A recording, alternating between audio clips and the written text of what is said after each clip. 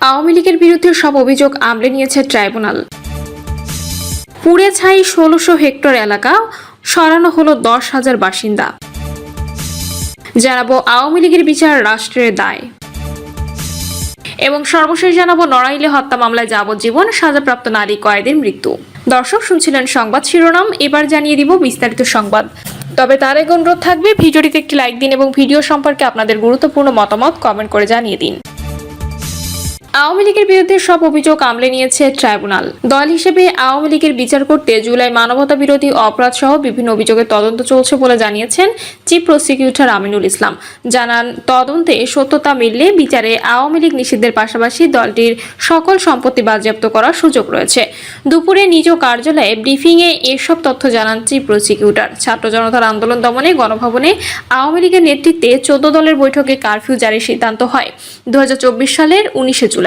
ওই বৈঠক থেকে দেখামাত্র গুলির নির্দেশনা দেয়া হয় বলে অভিযোগ এনে অক্টোবরে আওয়ামী লীগ সহ 14 দলের বিচার চেয়ে ট্রাইব্যুনালে অভিযোগ দায়ের করে তৎকালীন এনডিএম চেয়ারম্যান ববি হাজ্জাজ। রোববার চিফ প্রসিকিউটর জানান, ওই অভিযোগের ভিত্তিতে দল হিসেবে আওয়ামী লীগের বিরুদ্ধে তদন্ত চলছে। তবে গত প্রায় 1 বছর ধরে চলা এই তদন্তের কোনো অগ্রগতি জানাননি তিনি।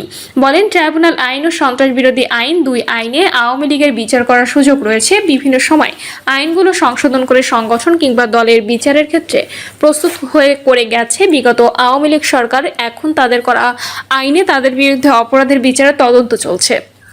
সেনাবাহিনীর পাশাপাশি আরেকটা রক্তি বাহিনী এবং সেখানে হাজার হাজার মানুষকে হত্যা করা, রাজনৈতিক দলকে নিষিদ্ধ করা, নিজেরা ফ্যাসিজম রাষ্ট্র কায়েম করে দীর্ঘদিন পর্যন্ত মানুষের উপরে নানানভাবে অত্যাচার নির্যাতন করা, সংগঠন নিষিদ্ধ করা, সবকিছু কিন্তু আসবে। আওয়ামী লীগের বিচারে সরকারের দিক থেকে কোনো চাপ নেই জানিয়ে চিফ প্রসিকিউটর আরও জানান, এরই মধ্যে দলটির সভাপতি মৃত্যুদণ্ড দেওয়া হয়েছে। অন্যান্য নেতাদের অপরাধ পর্যায়ক্রমে প্রমাণিত হওয়ায় এসব মামলার তথ্য উপাত্ত দল হিসেবে আওয়ামী লীগের বিচারের শক্ত প্রমাণ হিসেবে কাজ করবে।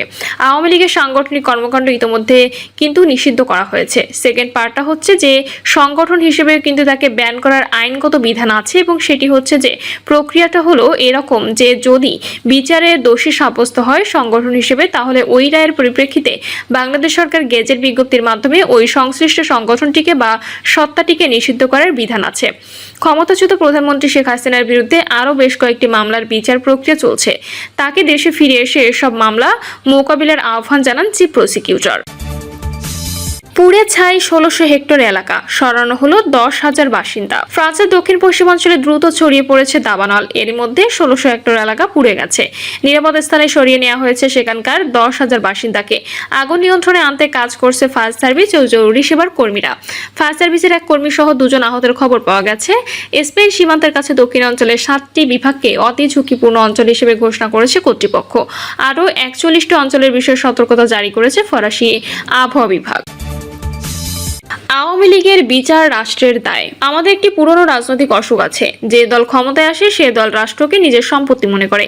প্রশাসন, পুলিশ, আদালত, গোয়েন্দা সংস্থা, বিশ্ববিদ্যালয়, মিডিয়া সবকিছুর উপর দলীয় নিয়ন্ত্রণ প্রতিষ্ঠার চেষ্টা করে, আর যখন ক্ষমতা হারায় তখন বলে আমাদের উপর প্রতিশোধ নেওয়া হচ্ছে। এই সংস্কৃতি ভাঙতে হবে, কারণ রাষ্ট্র কারো দলীয় জমিদারি নয়, রাষ্ট্র জনগণের। রাষ্ট্রীয় ক্ষমতা জনগণের নামে ব্যবহৃত হয়, জনগণের বিরুদ্ধে নয়।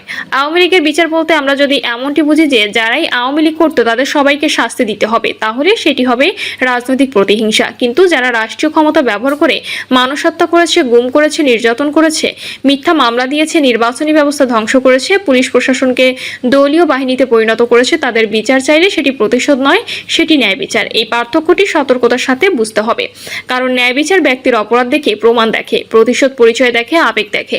ন্যায় বিচার আদালতের পথে চলে, অপরাধীকে দায়ী করে। প্রতিশোধ একটি গোষ্ঠীকে শত্রু বানায়, ন্যায় বিচার রাষ্ট্রকে শক্তিশালী করে, প্রতিশোধ রাষ্ট্রকে আরো দুর্বল করে। আমরা যদি জুলাইয়ের পরে আরেক ধরনের দমন নীতি তৈরি করি, তাহলে আমরা ফ্যাসিবাদের বিরুদ্ধে লড়াই করে ফ্যাসিবাদেরই আরেক রূপ তৈরি করব। এই ভুল করা যাবে না। যারা অপরাধ করেছে তাদের বিচার হবে। বিচার হবে আইন আদালতের মাধ্যমে, প্রমাণের মাধ্যমে, আত্মপক্ষ সমর্থনের সুযোগ দিয়ে, স্বচ্ছ বিচারিক প্রক্রিয়ার মাধ্যমে। এখানেই আমাদের রাজনৈতিক পরিপক্কতার পরীক্ষা। আওয়ামী লীগের অপরাধের বিচার দরকার। বিচার না হলে দেশের রাজনীতি একই চক্রে ঘুরতে থাকবে। আজ এক দল ক্ষমতায় এলে অন্য দলকে দমন করবে, কাল অন্য দল এসে একই কাজ কাজ করবে। রাষ্ট্র কখনো নাগরিকের জন্য নিরাপদ হবে না, বরং ক্ষমতাসীন দলের অস্ত্র হয়ে থাকবে। জুলাইয়ের শহীদরা কি শুধু একটি সরকার পরিবর্তনের জন্য জীবন দিয়েছে? না, তারা এমন এক রাষ্ট্রের দাবি তুলেছিল যেখানে মানুষ কথা বলতে পারবে, ভোট দিতে পারবে, প্রতিবাদ করতে পারবে। নিরাপত্তা বাহিনী নাগরিককে শত্রু মনে করবে না, আদালত ক্ষমতাবানের হাতিয়ার হবে না, প্রশাসন দলীয় আনুগত্যের বদলে সংবিধানের প্রতি অনুগত থাকবে। এই স্বপ্ন বাস্তবায়নে অপরাধের বিচার অপরিহার্য। আওয়ামী লীগের বিচার সমাজের নিরাপত্তার জন্য দরকার। রাষ্ট্রীয় অপরাধের বিচার না হলে অপরাধীরা আরও বেপরোয়া হয়।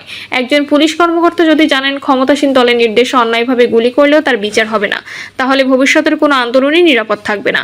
একজন মন্ত্রী যদি জানেন গুম, নির্যাতন, দুর্নীতি বা ক্ষমতার অপব্যবহারের দায়ে তাকে কখনো জবাবদিহি করতে হবে না, তাহলে গণতন্ত্র শুধু কাগজে থাকবে। একজন দলীয় ক্যাডার যদি জানে দলীয় পরিচয় তাকে আইনের ঊর্ধ্বে তুলে দেয়, তাহলে নাগরিকের স্বাধীনতা সবসময় ভয়ের মধ্যে থাকবে। এজন্য বিচার শুধু ভুক্তভোগীর দাবি নয়, বিচার সমাজের নিরাপত্তা ব্যবস্থার অংশ। আমাদের রাজনৈতিক বোঝাপড়ার জন্য এই বিচার দরকার। রাজনীতি মানে ক্ষমতা দখল, ধরে রাখা, প্রতিপক্ষকে ধ্বংস করা এবং রাষ্ট্রীয় প্রতিষ্ঠানকে দলীয়করণ করা। এর সংস্কৃতি বদলাতে হলে স্পষ্ট বার্তা দিতে হবে। কোনো দল, নেতা, বাহিনী, কোনো মন্ত্রী, আমলা আইনের ঊর্ধ্বে নয়। এই বার্তা না দিলে বাংলাদেশ গণতন্ত্র নিরাপদ হবে না।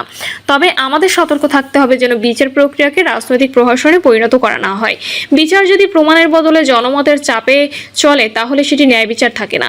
বিচার যদি প্রতিপক্ষকে নিশ্চিহ্ন করার হাতিয়ার হয় তাহলে তা ভবিষ্যতে ফ্যাসিবাদের বীজ বপন করে।